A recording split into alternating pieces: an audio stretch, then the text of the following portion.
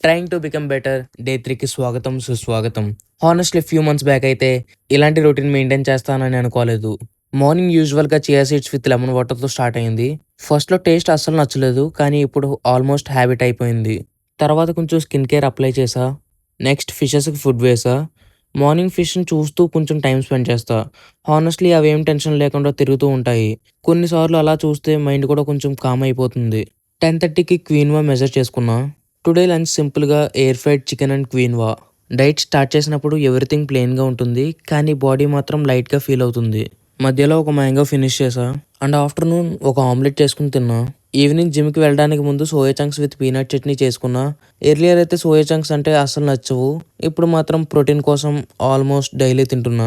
తర్వాత జిమ్‌కి పోయి టుడే అప్పర్ బాడీ ట్రైన్ చేశా. వర్కౌట్ కంప్లీట్ అయ్యాక మాత్రం షుగర్ క్రేవింగ్స్ ఫుల్‌గా వచ్చాయి. సో డైట్ కోక్ కోసం ఒక 30 మినిట్స్ తిరిగా. బట్ నాకెక్కడా దొరకలేదు. సో ఇంక చేసేదేం లేక ఒక 70% డార్క్ చాక్లెట్ కొన్నా.